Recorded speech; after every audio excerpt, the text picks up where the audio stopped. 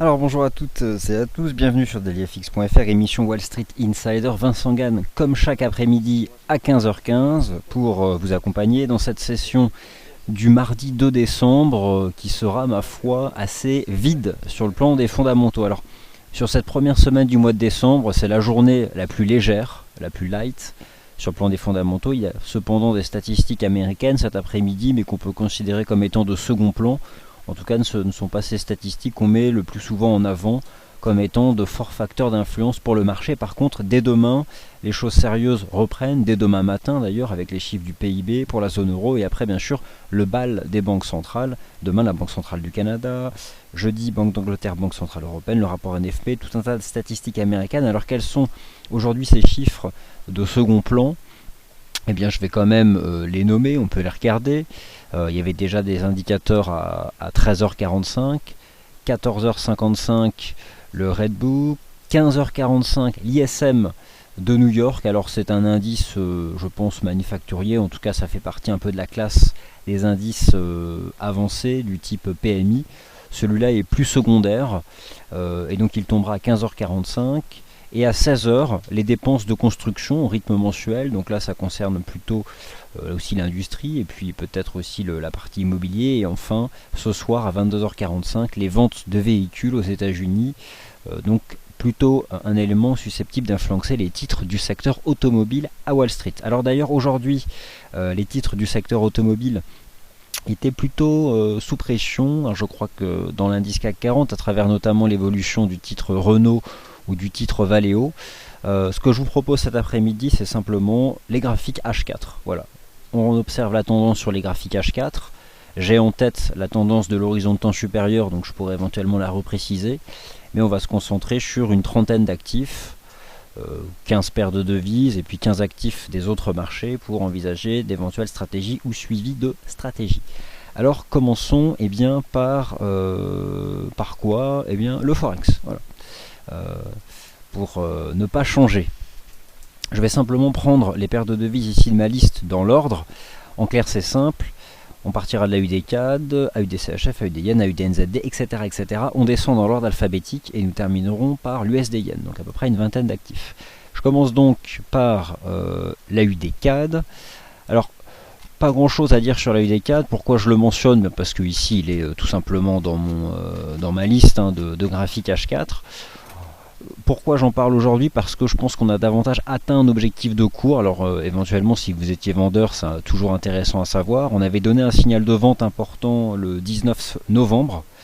Voilà, l'objectif c'était de revenir sur le niveau des 0,9590. 0,9590, ça correspond à ce niveau là horizontal. Voilà la UD4 au contact de ce niveau de support. Je ne sais pas si c'est un niveau d'achat, en tout cas c'est un niveau de support, mais je pense plutôt qu'il faut prendre ses bénéfices, ou en tout cas encaisser rapidement des gains si vous étiez dans le mouvement vendeur précédent. Bon, pas grand chose à dire dessus. La UD-CHF, alors la UD-CHF, ce que je vais dire maintenant sur la UD-CHF, c'est plus ou moins ce que l'on peut penser aussi de l'euro AUD, mais en sens inverse. La UD-CHF, il s'est stabilisé sur 0,8120 depuis le début du mois de décembre. J'ai du mal à lire exactement ce qu'il tente de faire.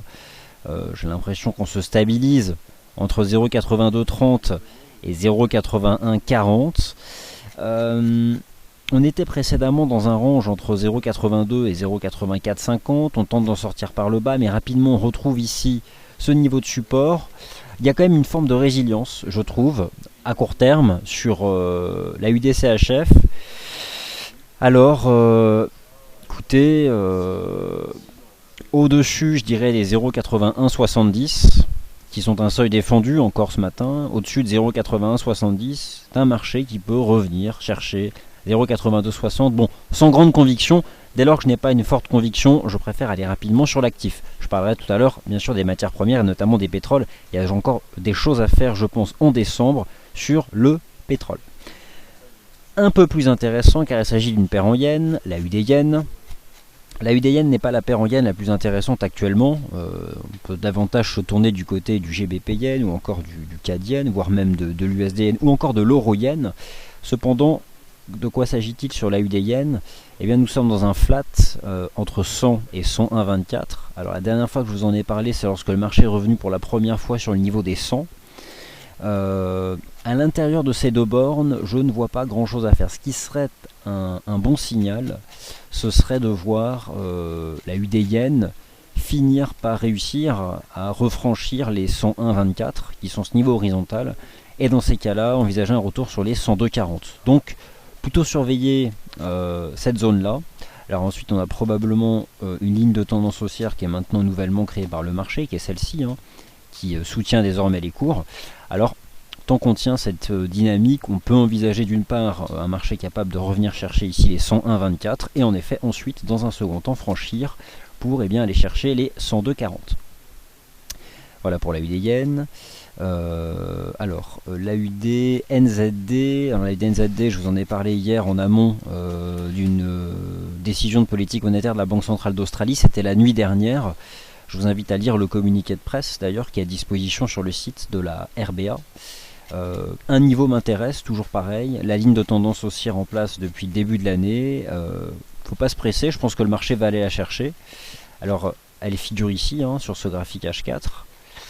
Et si on zoome, voilà, elle passe sur 1,0730. Donc je l'attends patiemment sur 1,0730.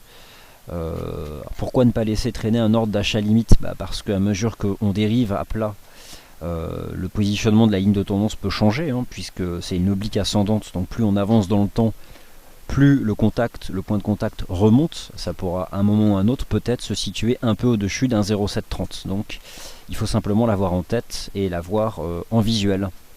Donc sur l'un de vos écrans de trading. Voilà donc pour la UD NZD. La UD USD,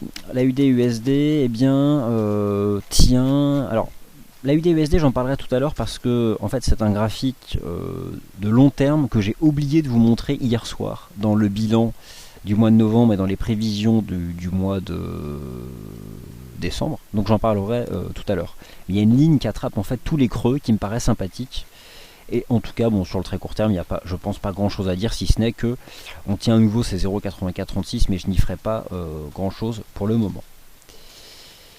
Le CAD CHF. Alors le CAD CHF m'intéressait énormément au contact du support à 0,8420 et à proximité de la moyenne mobile à 30 semaines. La moyenne mobile à 30 semaines, je vous l'ai montré à plusieurs reprises lorsqu'on étudiait les graphiques weekly du CAD CHF.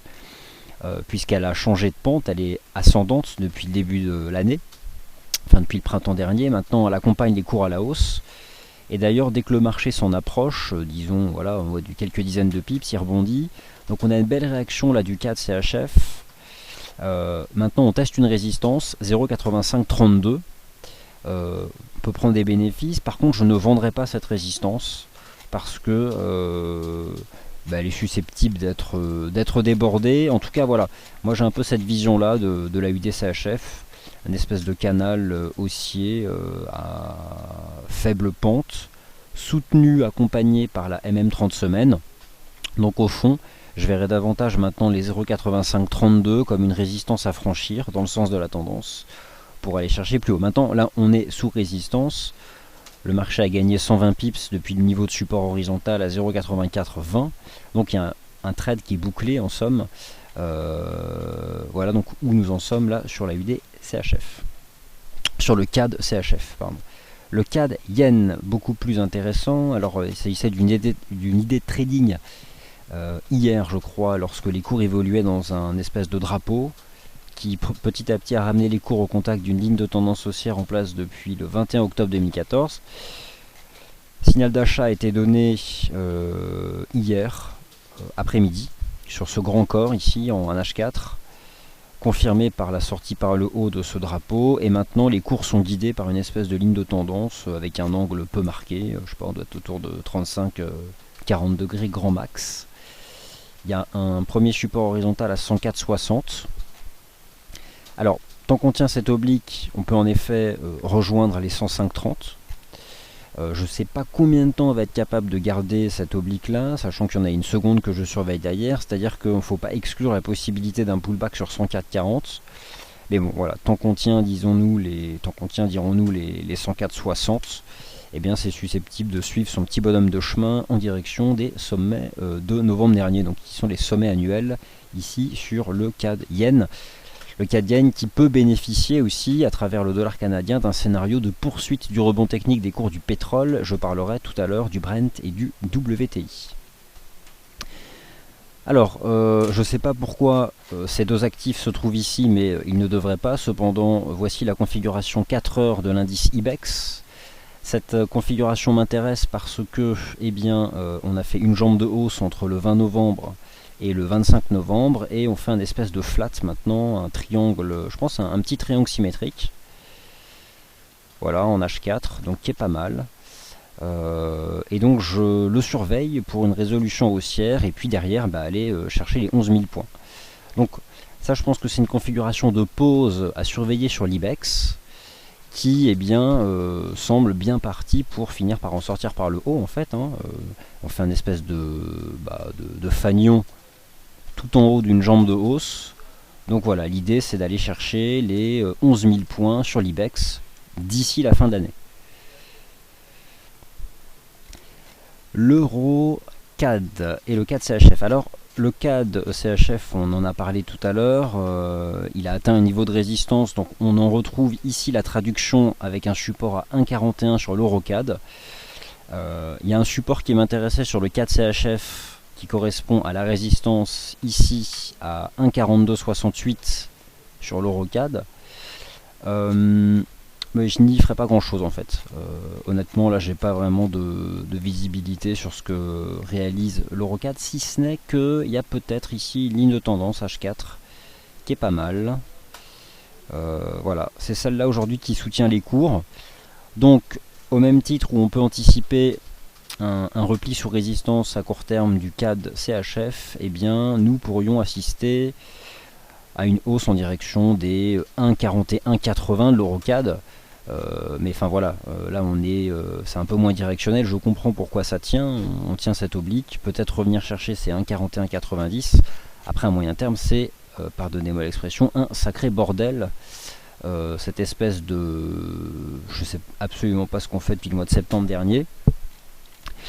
Mais enfin voilà, en tout cas sur le court terme, là tout de suite maintenant, au moment où je vous parle, je pense qu'on peut aller chercher les 1,4190 tant qu'on tient ici cette oblique et un support à 1,41. Donc voilà pour l'EuroCAD. L'euro CHF. Alors l'euro CHF, l'événement politique il est passé. L'euro CHF au final il aura fait une incursion jusqu'à 1,20.08 avec une zone d'intérêt entre 1,1990 et 1,20.10. C'est vrai que là ça part. On a un mouvement qui s'est reparti à la hausse. Les 1,20.40 aujourd'hui sur ces chandeliers 4 heures, c'est le niveau de support que les cours tentent de défendre. On a cette ligne de tendance haussière là qui est pas mal.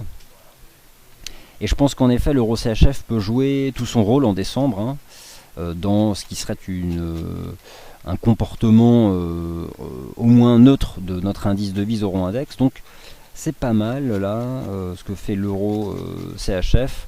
Bon, après il faudrait que je prenne du recul sur un chart daily, mais en somme, eh bien, tant qu'on tient cette oblique, moi ça me choquerait pas qu'on retourne chercher les 1,20.50, 1,20.55. Bon, honnêtement, pour 10 pips, je vais juste jeter un œil en daily parce que ça fait un bail et je ne l'ai pas là-dessus. Bon, c'est pas ce qui serait vraiment un signal, je dirais, sympathique, qui peut-être permettrait d'en déduire que on ne fera plus d'excès sous 1,20.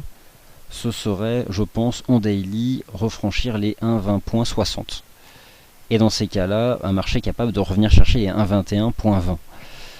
Bon, voilà ce qu'on peut en dire sur la base d'un graphique daily. En tout cas, en H4, on a une oblique ici. 1,20.40, est-ce déjà un niveau de support? Je sais pas. Je vois que sur le précédent chandelier 4 heures, donc sur celui qui a eu lieu entre 11h et 15h, on a fait un espèce de doji. Avec une mèche basse sous 1,20.40, ça tient. Il faut rapidement s'en extraire, sinon ça peut tout à fait retomber. Donc, je sais pas, je suis un peu gêné dans le sens où on n'a pas eu ce scénario du 5 avril 2012 qui se constituait par un scénario d'excès baissier sous 1,20. Donc, j'ai pas la réponse en fait. On l'aurait si ce marché refranchissait les 1,20.60.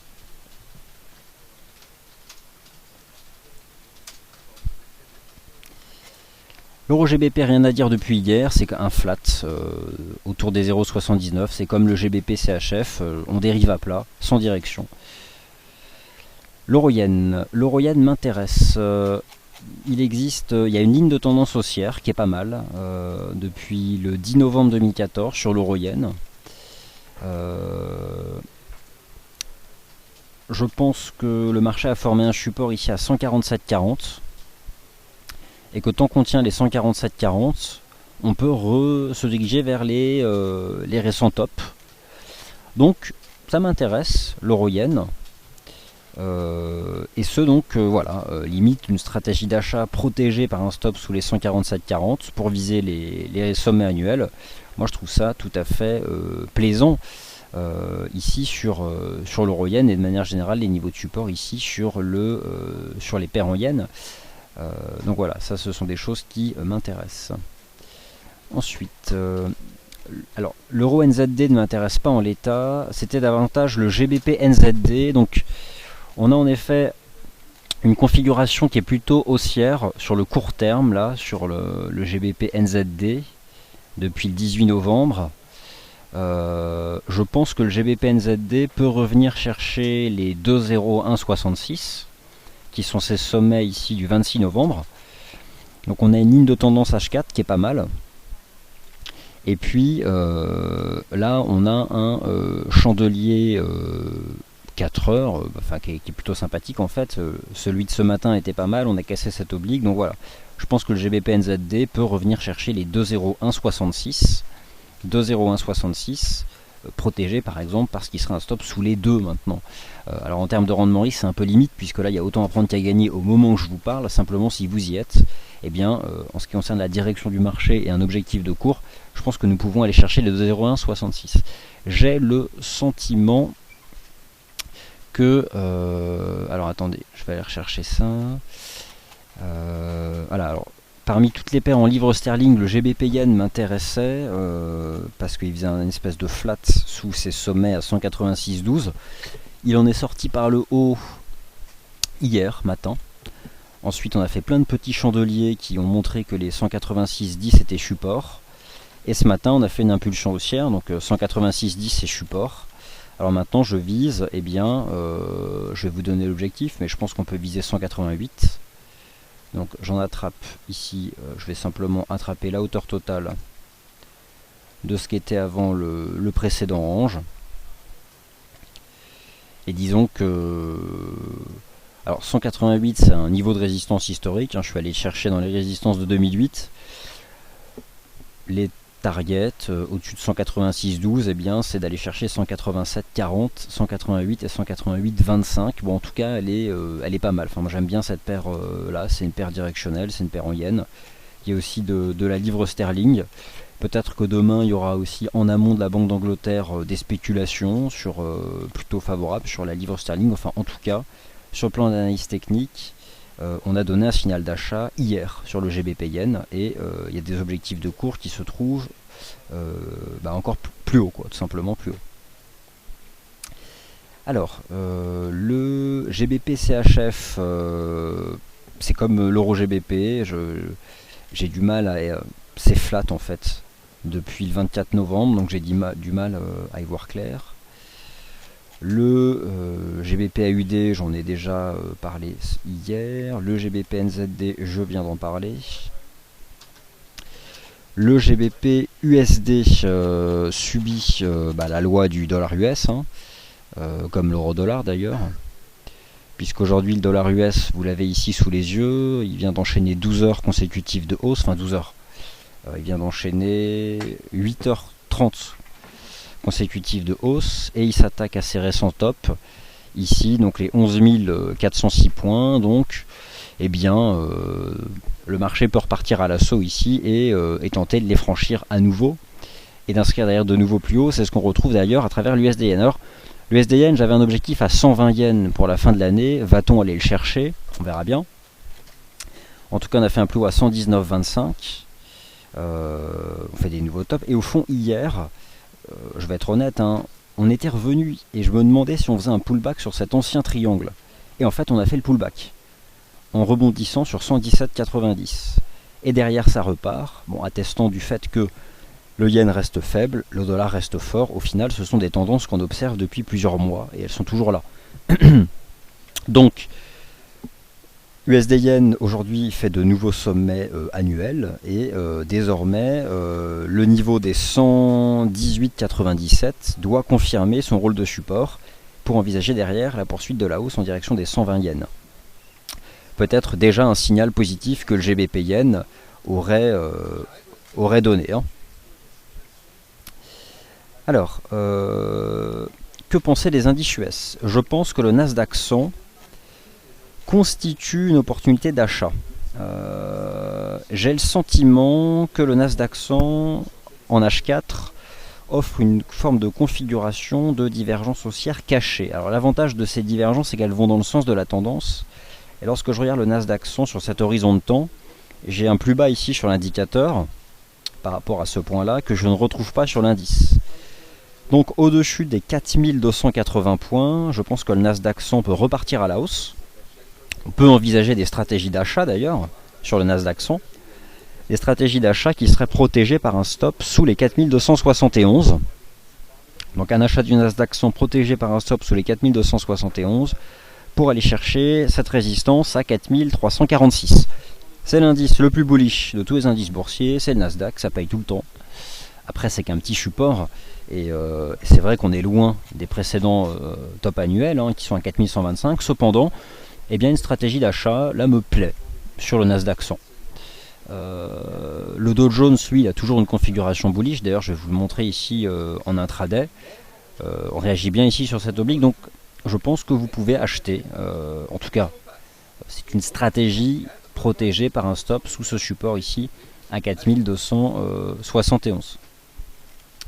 L'USD CAD repart de l'avant, ce qui explique en grande partie d'ailleurs que le CAD yen sur le court terme est un peu moins fort que l'USD yen, forcément, parce que ça fait depuis une dizaine d'heures que l'USD CAD repart de l'avant, toujours porté d'ailleurs par cette dynamique haussière du dollar US.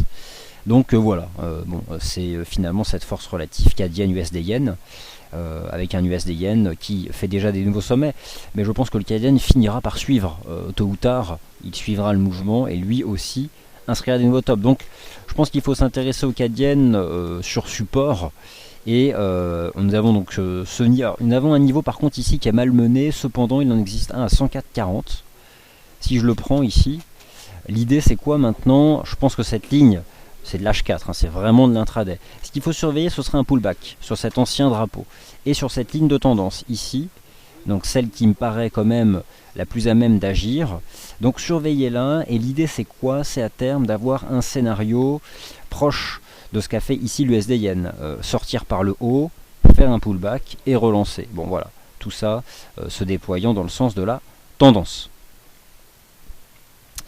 L'eurodoll, il a cassé les 1,24.30, toujours couvert par cette ligne de tendance baissière en place depuis le 15 octobre. Le prochain support c'est 1,24. Écoutez, on peut parfaitement revenir sur les 1,2357. On est dans une compression baissière, on peut revenir sur les 1,2357. Si vous avez vendu, c'est votre objectif de cours.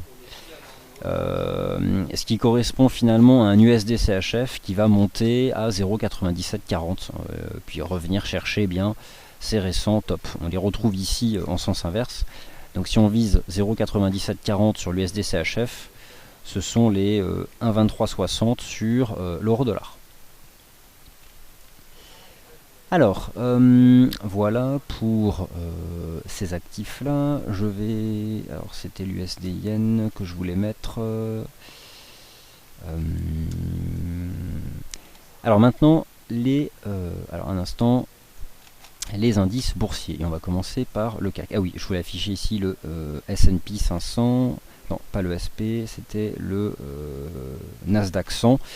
Et donc, cette configuration plutôt d'achat qui m'intéresse, au-dessus de cette ligne de tendance. Le CAC 40. Alors, le CAC 40, aujourd'hui, il est soutenu par Total qui gagne 3%. Vous avez un point sur le site d'ailleurs qui pose la question de savoir est-ce qu'il faut s'intéresser à nouveau à l'achat de titres appartenant au secteur pétrolier. Il y en a 4 connus en France. enfin connues peut-être 5, enfin 4 auxquelles on peut s'intéresser: Total, Technip, CGG et Vallourec. Total, une compagnie pétrolière; Technip, CGG, Vallourec appartiennent au secteur parapétrolier. Alors, les plateformes pétrolières, le transport, le tube sans soude, bref, tout ce qui sert à soit extraire ou à acheminer ou à faire des recherches sur le pétrole et les réserves, les puits de pétrole, etc. CGG, elle m'intéresse, au-dessus du support à 8 pour aller chercher 12,5. C'est une petite aparté. Technip, je suis méfiant parce que c'était un test qui était déjà baissier, mais qui est quand même bien corrélé au pétrole. Total, je pense qu'on peut viser 47. Et je visais un comblement d'un gap baissier qui a été comblé ce matin d'ailleurs. D'autre part, aujourd'hui c'est clairement un facteur de soutien du CAC. Alors si on revient sur le CAC depuis mi-novembre, on avait un range entre 4356 et 4400. Hier matin on fait une incursion en dessous du range, mais en 4 heures on le préserve. Ce matin on tente d'en sortir par le haut, mais en 4 heures on le préserve. Cependant on voit qu'il y a encore des pressions à l'achat, mais au final on n'est pas réellement sorti du range. L'avantage de cette période latérale, c'est qu'elle permet à des indicateurs de se dégonfler depuis le 24 novembre. Plus le range dure, plus la probabilité d'une accélération haussière augmente. Parce qu'on épure le momentum en dérivant à plat. Donc c'est plutôt sympathique. Reste que lorsqu'on agit, c'est sur support à l'achat, et lorsqu'on vend, c'est sous résistance. Et ce matin, le CAC 40 est allé chercher une oblique de résistance liant tous les sommets de marché en place depuis les sommets annuels ici. Donc c'est cette oblique là de tendance baissière. Alors d'ici la fin de l'année, je pense qu'on la franchira à la hausse. Par contre, j'en ignore le timing et la façon dont cela se fera. Mais je pense cependant qu'un titre comme Total peut aider d'ici la fin de l'année, parce qu'il a réellement pas contribué à cette hausse du CAC depuis le 20 novembre, puisqu'il était plutôt pénalisé. D'accord ? Le DAX, c'est le même topo que sur le CAC. Alors ce matin, ce qui est intéressant, c'est qu'on est allé chercher les sommets historiques à 10 048. Mais lorsque je regardais le momentum intraday, j'observais qu'on ne s'est pas suffisamment dégonflé. Donc là, c'est intéressant parce que le flat continue d'agir. On fait encore un flat entre 9900 et 10 050. Et l'indicateur se dégonfle. Donc plus le flat dure, plus l'indicateur se dégonfle, plus on a de chance derrière que ça relance. Mais c'est vrai qu'au vu de sa position ce matin, eh bien, on pouvait se douter, en tout cas, que ce ne serait pas la bonne tentative, ce qui n'a pas été le cas avec ce chandelier H4 de 11 heures. Donc celui qui s'est créé entre 7h et 11h, avec cette mèche haute sous les 10 048, qui sont les sommets historiques. Alors maintenant, un focus sur les matières premières. Et puis si d'autres actifs vous intéressent, n'hésitez pas donc à poser la question. Alors, les pétroles, et on va commencer par le Yucca Oil. Alors les pétroles, déjà je vous ai montré hier des graphiques de long terme qui montrent qu'on a entamé un rebond technique, pas au milieu de nulle part, puisque 68 $ représente un niveau important sur les cours du Brent. On a fait une reprise impulsive et je dois admettre aujourd'hui qu'on a du mal à confirmer, peut-être en grande partie parce que le dollar américain reste fort. Bon, en tout cas, je pense que le Brent peut encore mettre une jambe de rebond technique. Il y a un support qui existe ici, bon, un petit support, disons sur les 70-78. Disons que par rapport à la jambe de hausse d'hier, il ne faudrait pas la retracer trop en profondeur. Et en clair, si on considère que c'est une première jambe de hausse d'un rebond technique, il ne faudrait pas en retracer plus de 50%. En clair, tant que le Brent tient les 70 $, je pense que ce marché peut repartir à court terme à l'assaut des 73,38, et si on franchit 73,38, revenir en direction des 76 $. 76 $ qui serait un objectif de rebond technique sur le mois de décembre. Alors franchement, si on rebrise 70, retomber sur 68, il faut voir si ça réagit. Bon, je me souviens simplement qu'en 2008, les contrats pétroliers, et notamment le brut US, avaient construit une base sous la forme de double creux. C'est-à-dire qu'on était revenu chercher un niveau. Donc, bien sûr, la validation vient d'ailleurs du franchissement de la ligne de coût. Alors sur le WTI, c'est plus ou moins le même topo. On a démarré un rebond ici depuis une zone d'intérêt autour des 65 $. C'est à peu près 61,8 de retracement de toute la jambe de hausse entre 2009 et 2011. Alors maintenant, on commence à retracer. Il faudrait là aussi pas retracer plus de 50%. Ce serait plutôt mauvais signe. Donc en clair, il faudrait que ce marché soit capable de tenir, dirons-nous, les 66,50 pour envisager derrière une nouvelle jambe. Première jambe, on retrace et tenter une reprise technique un peu plus solide, dirons-nous en direction ici des 72 sur les cours du WTI. Mais on voit clairement aujourd'hui que ça reste compliqué sur les matières premières, notamment sur l'énergie, et maintenant je vais vous parler des métaux précieux. Et pourquoi cela reste compliqué ? Vous le constatez, le dollar américain, ça y est, c'est officiel, fait de nouveaux sommets annuels. Nouveau sommet annuel en franchissant les 11 400 points, avec donc un eurodoll qui, je pense, va rejoindre les 1,2360. Ça semble quand même sacrément bien parti. Et donc l'USD yen qui tend tranquillement vers les 120 yens. Les métaux précieux, c'est compliqué. Honnêtement, j'en refais l'histoire récente sur ces graphiques H4. Alors j'avais début novembre une espèce de structure en épaule, tête-épaule inversée pour viser 1204. Alors ici c'est l'argent, mais j'avais la même sur l'or ici. On a visé 1204, on est retombé. Et là honnêtement je ne sais pas exactement ce qu'on a fait. Puis on a eu cette reprise ici impulsive. Et finalement sur l'or j'ai toujours cette espèce de canal en données 4 heures. Et donc hier on est venu taper cette oblique de résistance. Je ne sais absolument pas quoi en faire maintenant.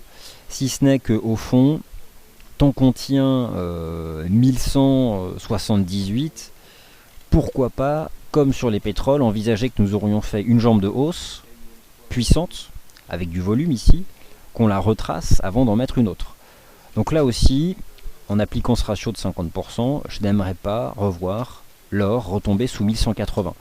Et je pourrais même finalement penser que ce serait un point d'achat de revenir à 1180 pour ensuite tenter d'inscrire un rebond technique plus fort. En raisonnant de cette même façon sur les cours de l'argent et en appliquant un retracement à 50%, alors 50% là ce serait je pense vraiment trop profond, mais disons que sur l'argent on a de toute façon ce niveau là des 15,87 qui peut faire aussi, je pense que ce serait un point d'achat, clairement. Voir l'argent revenir tester les 15,87, je pense que ce serait un point d'achat. Donc ça fait partie, je pense, des niveaux qu'il faut avoir, des niveaux qu'il faut avoir en tête. Ça me paraît tout à fait important. Alors, bon, il y a d'autres actifs peut-être sur lesquels vous souhaitez revenir. Le NZD USD, la UD/USD ne m'intéresse pas. Aujourd'hui, ils subissent la loi d'ailleurs de cette force du dollar américain, comme d'ailleurs les devises européennes, comme le franc, comme le GBP, comme l'euro. La question ne se pose pas, même le yen, sachant que le yen est déjà plutôt faible. Alors voilà, voilà pour ce tour d'horizon. Maintenant je réponds à vos questions. Alors 23,60, cela approche en effet. Alors Summer, sur ma plateforme le DAX ça fait 10 038. Alors en effet 10 048 c'est pas le sommet du jour, c'est le sommet historique. C'est le plus haut, je vais aller vous chercher ça, hop. Voilà, c'est ce sommet là, c'est le sommet du 20 juin 2014 sur le DAX. Donc sur le CFD GR30, 10 048. Voilà, c'est le plus haut qu'on avait fait dessus. Alors, donc le SDK on en a parlé tout à l'heure. L'euro-dollar, on en a parlé. Alors, et puis voilà. Bon bah écoutez, je vois pas beaucoup de questions, donc en tout cas ça veut dire que vous avez été attentif, ou que, en tout cas c'est ce que j'espère. Voilà, bah écoutez, le tour d'horizon H4 est terminé, donc la vidéo a été enregistrée, elle sera disponible tout de suite sur notre chaîne YouTube, d'ici une vingtaine de minutes environ. Et rendez-vous donc tout à l'heure à 18 h pour un webinaire sur les différents types d'ordres de trading depuis la plateforme TS2. Merci à tous et à demain.